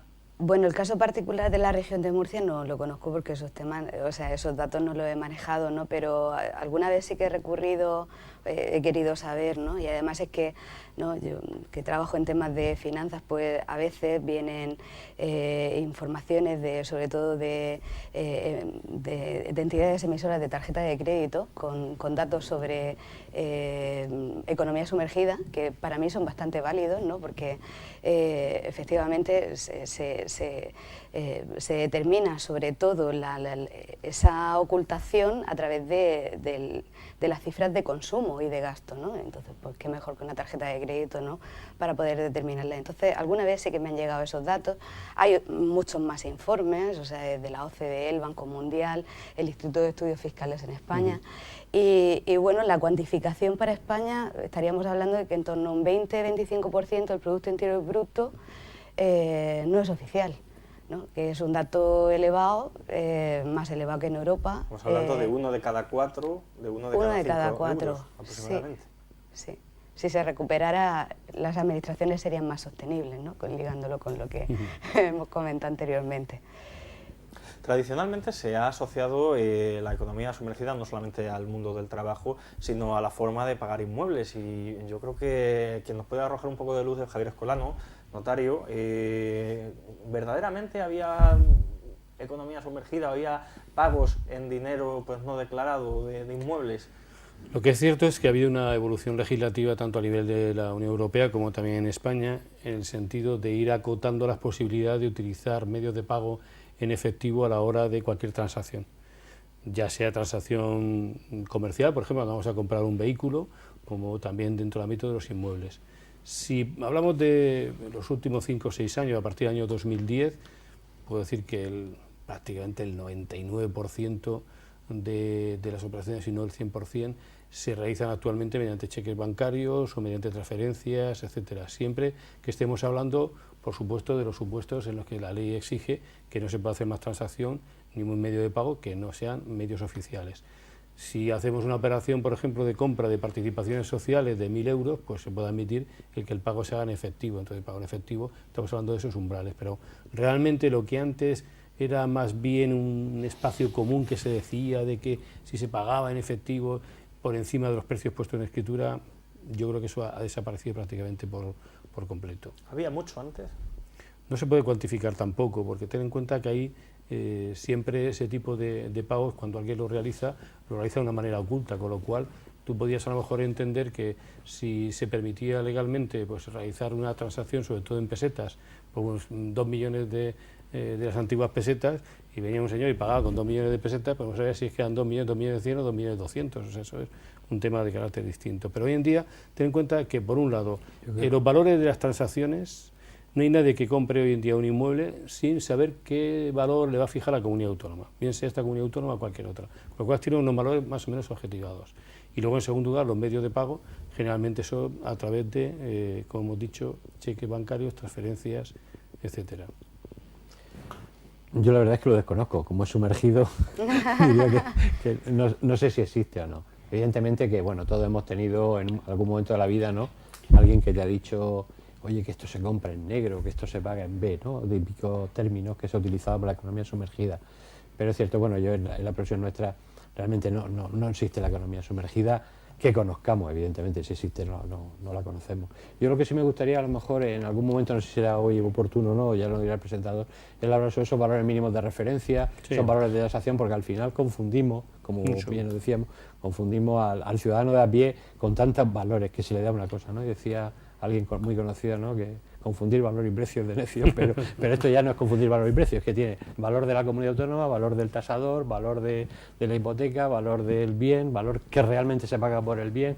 Entonces no estamos hablando de contabilidad del bien y economía sumergida, sino estamos hablando de un mare magnum que hay aquí de valoración. Sí, efectivamente, eso pasa a diario. Incluso quizá nosotros los españoles estamos más o menos acostumbrados a que tenemos un valor catastral con arreglo al cual pagamos una serie de impuestos, fundamentalmente el IBI, se calcula la plusvalía municipal, es decir, el impuesto que paga el vendedor cuando transmite al ayuntamiento, que paga el ayuntamiento cuando transmite un inmueble urbano, pero luego tenemos un valor de la comunidad autónoma que por supuesto no es el valor del catastral, que es distinto, que fija con arreglo unos baremos, que a veces están por encima incluso del precio por el que las partes han llegado a un acuerdo.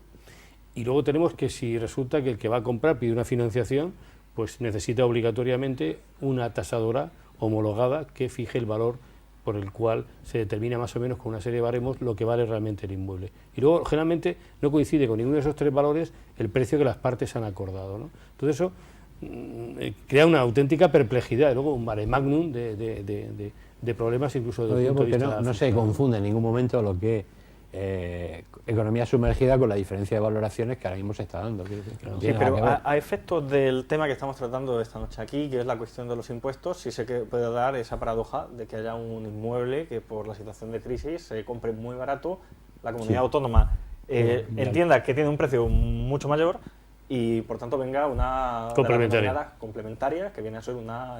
¿se nos lo puede explicar un poco, Javier? Sí, realmente el problema que se ha venido dando en estos últimos años es que la comunidad autónoma estableció unos baremos que viene actualizando todos los años para el ejercicio siguiente, pero como se ha deflactado mucho más, han bajado mucho más por consecuencia de la falta de oferta de compra, pues los precios de los inmuebles han bajado realmente mucho más de lo que eran los valores oficiales. Entonces te encontraba la paradoja de que llegaban las partes, por ejemplo, me he puesto ante un ejemplo muy claro, compras a un banco un apartamento en la playa y el banco te dice, pues se lo vende usted por 50.000 euros. Y vas a la comunidad autónoma, ves los valores, te dicen, no, esto vale 180 o 250.000 euros. Entonces, claro, si tú pagas por lo que realmente es el precio real que estás abonando al banco, y ahí evidentemente el banco sí que no hay nada más que el dinero que le transfieres y punto, pues evidentemente la comunidad autónoma te va a mandar una revisión. Entonces tienes que plantear un recurso y lógicamente cuando llega al final al Tribunal Económico Administrativo lo suele ganar, pero mientras tanto tienes un coste de reclamación, de recurso, pagar, avalar, etcétera. Porque hablábamos anteriormente de las ineficiencias que surgen por la administración en este tema, en esta serie de cosas, ¿no? Entonces ahí no hay esa agilidad. Y luego, por ejemplo, yo tampoco entiendo por qué tenemos que establecer valores oficiales distintos.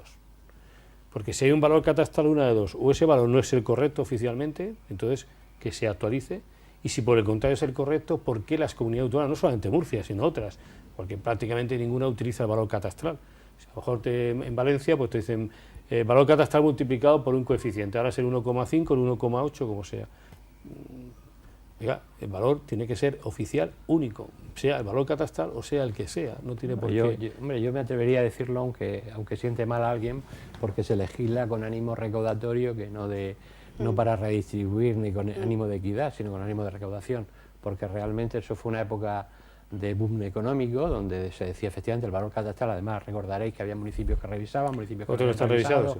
Bueno, que la renta era siempre un caos, ¿no? Porque tenías que saber si estaba revisado el valor, ¿no? Para poder. Y eso generalmente pues generó, yo creo, esos valores mínimos de referencia en un momento determinado para considerar los que eran los valores reales. Los que supuestamente los valores reales eran eso. Lógicamente, al bajar los precios, pues los valores reales se han quedado muy por encima de los precios que actualmente se bajan. Estamos hablando de inmuebles, y para comprar inmuebles pues hace falta financiación, o las familias habitualmente piden una financiación de tipo hipotecario. ¿Se ha abierto el crédito a las familias? Esa situación que se hablaba hace unos años de que no había crédito, de que no se facilitaba que las familias jóvenes pudieran acceder a una vivienda porque el banco no les prestaba, ¿eso ha cambiado? Sí, ha cambiado significativamente, sobre todo si hablamos quizá del último ejercicio que ya está cerrado, es decir, año 2015. Y no solamente que ha aumentado la disponibilidad del crédito, siempre y cuando, lógicamente, al hacer un análisis de los riesgos, pues el banco entienda que hay capacidad de evolución. Lo que quizás se ha terminado definitivamente, y yo espero que no vuelva, es aquellos supuestos en los cuales se da buena financiación por encima prácticamente de los valores que previsiblemente podía tener el inmueble. Pues toca madera. Toca madera, sí. Pero sí es cierto que tanto a familias como a empresas, y sobre todo una cosa significativa, que los tipos medios de interés por el cual se están formalizando operaciones también han bajado sustancialmente. Es decir, ahora puedes encontrar a lo mejor para financiación para una vivienda a un tipo de interés fijo, si quieres, en torno al 3%. Cuando eso antes, tan solo hace un año o 2 años, era prácticamente imposible. Tipos, digamos, de interés, por ejemplo, para financiación de empresas, pues yo he visto tipos de interés del 1, del 1,5%. Se está hablando siempre de buenos clientes, evidentemente. Para otros, pues sí, evidentemente el tipo de interés sube un poquito más, etcétera, ¿no?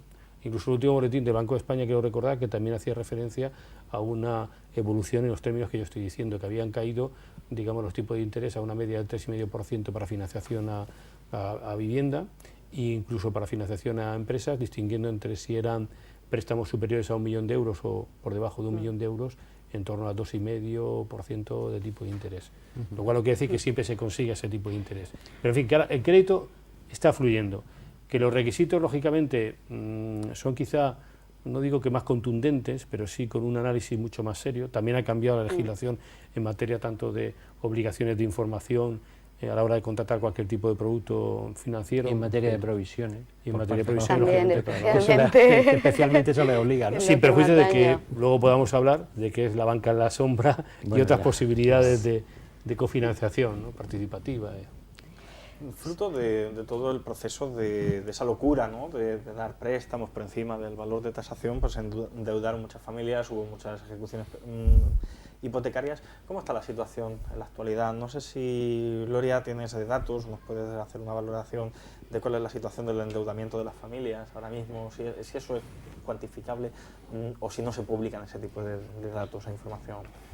Bueno, el problema que planteaba en esos datos es que habían diferentes partes interesadas en mostrar datos y pues lo que venía de un ámbito oficial pues daba datos más pequeños que, por ejemplo, pues la plataforma de afectados de la hipoteca, ¿no? En cualquier caso, pues yendo a estas fuentes diversas, ¿no?,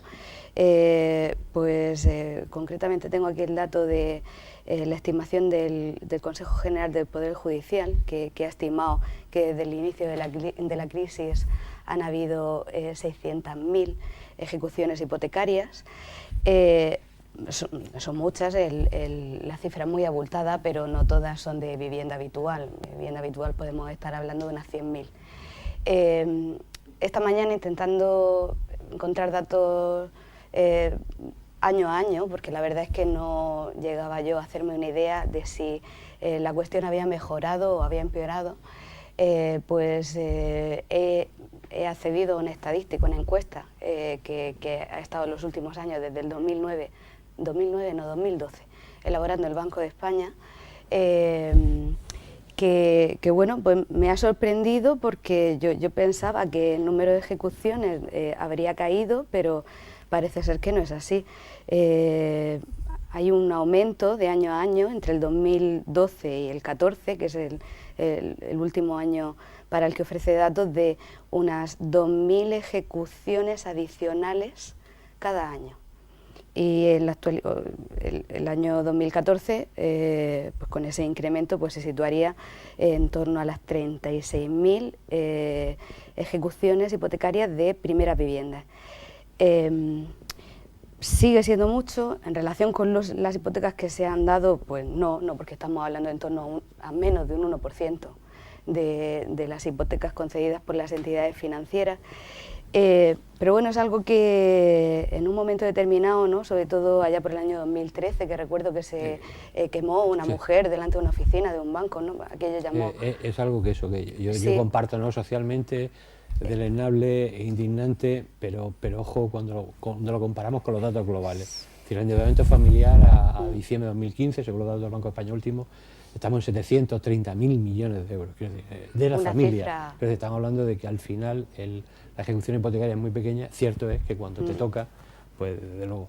Yo creo que en la región de Murcia, bueno, la oficina de la comunidad autónoma, dependiente de la Consejería de Fomento, en la que participamos notarios, economistas, bueno, algunos colectivos y algunos colectivos y algunos compañeros en particular que están ahí tutelando a estas personas que desgraciadamente se ven en esa situación, ha disminuido, agraciadamente, ha disminuido bastante. Y luego también la sensibilidad de la entidad financiera, hay que decirlo, igual que fui muy crítico hace 4 años con el tema y fui uno de los que ponía el grito en el cielo, pero yo he de reconocer que la sensibilidad de la entidad financiera ha cambiado muchísimo, muchísimo. Es decir, hay ejecuciones porque, bueno, evidentemente no tampoco tenemos que ocultarnos la realidad, es decir, los títulos hipotecarios se venden, para que todos nos entiendan, se titulizan, que llamamos nosotros, bueno, se venden, sí. Y al final, si el que tú le quieres vender el título no tiene una garantía, pues no podrás vender, y entonces entraremos en lo que llamábamos la subprime. ¿Os acordáis de aquella historia, ¿no?, que dio lugar un poco a esta crisis, o por lo menos fue una de las consecuencias? Con lo cual tampoco hay que rasgarse las vestiduras, lo que hay que hacer es buscar soluciones puntuales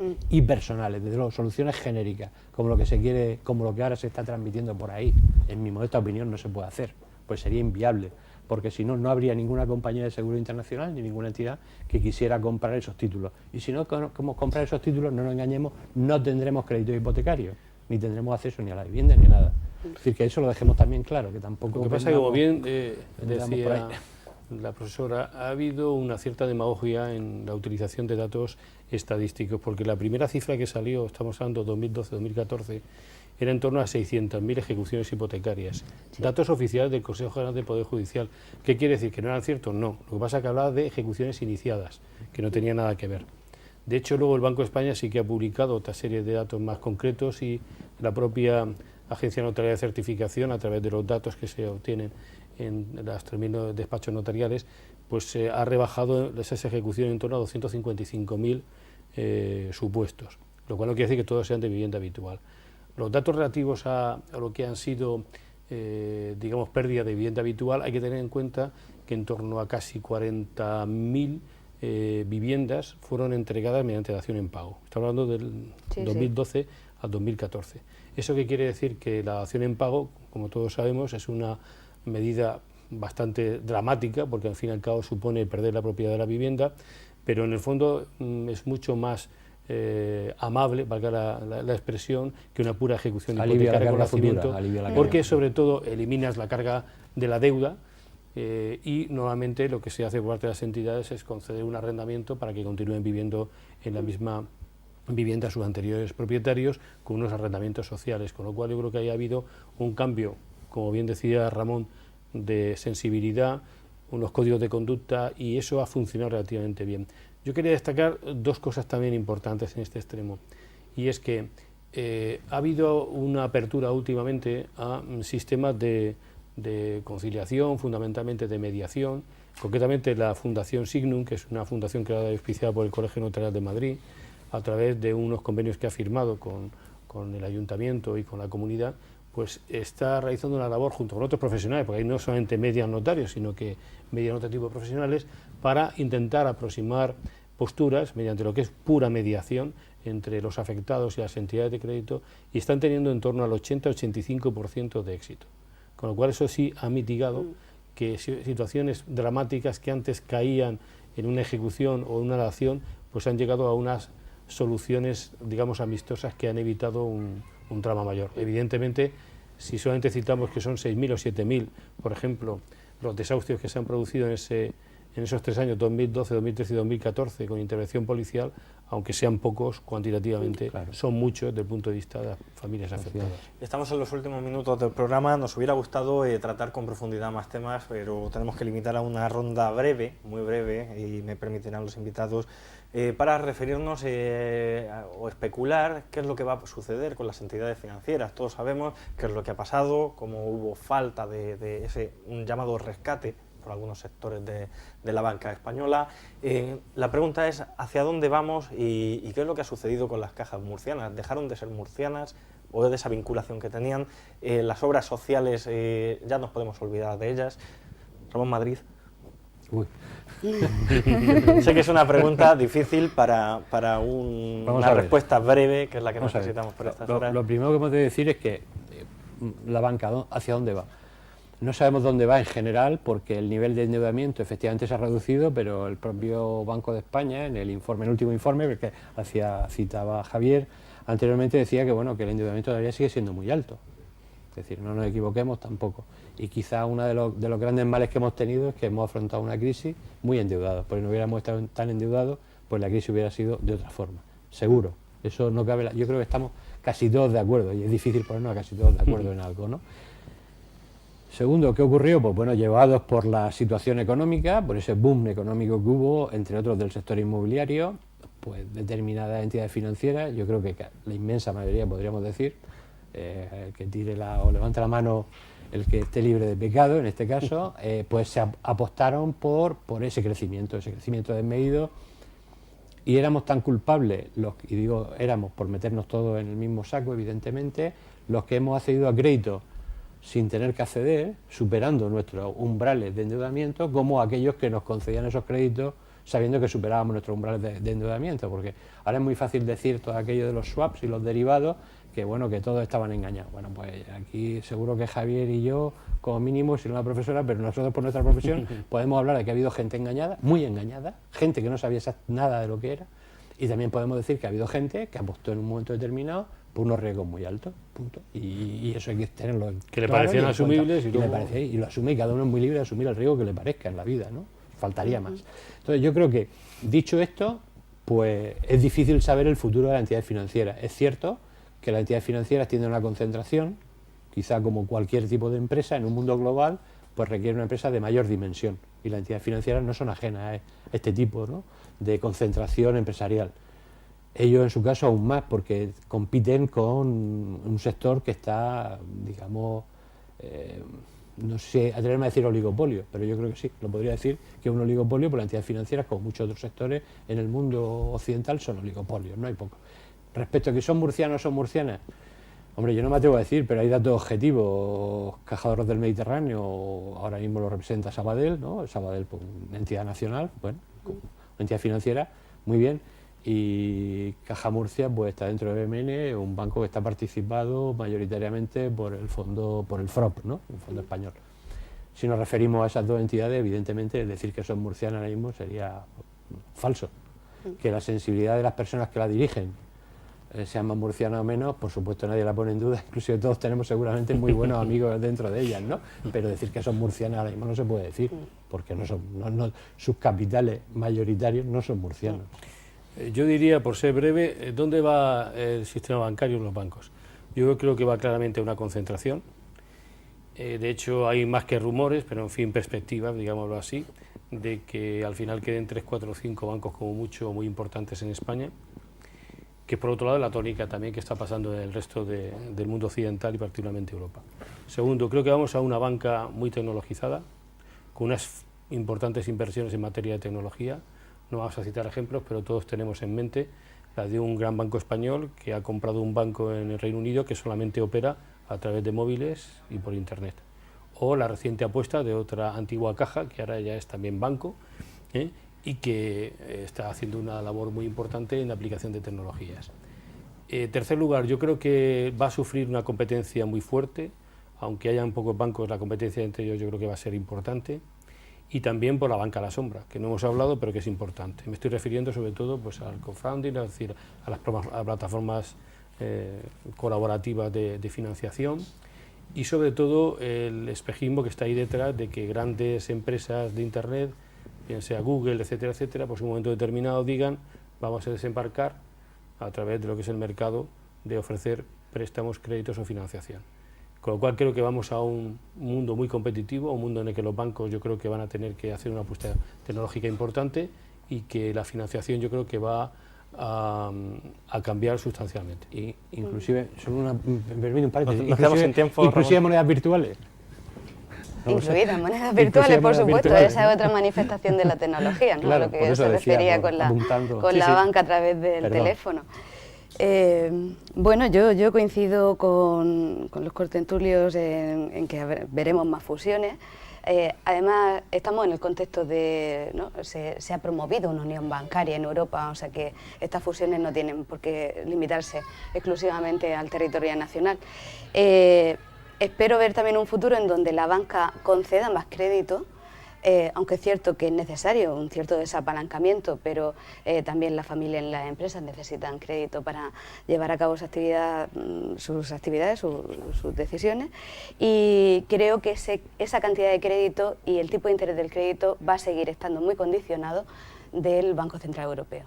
Es decir, lo que haga Mario Draghi, exactamente, inyectando billones de euros, que es lo que ha inyectado dentro del sistema financiero europeo, y a los tipos de interés que él aplique, que por hacer una pequeña referencia a ellos, uno de ellos es negativo. Con este último apunte nos marchamos porque tenemos que dejar paso a que continúe la programación. Muchísimas gracias, Gloria María Soto, profesora del Departamento de Economía Aplicada de la Universidad de Murcia, Javier Escolano, notario de Murcia, y Ramón Madrid, decano del Colegio de Economistas. Muchas gracias a los tres por estar aquí. Buenas noches y hasta el próximo jueves.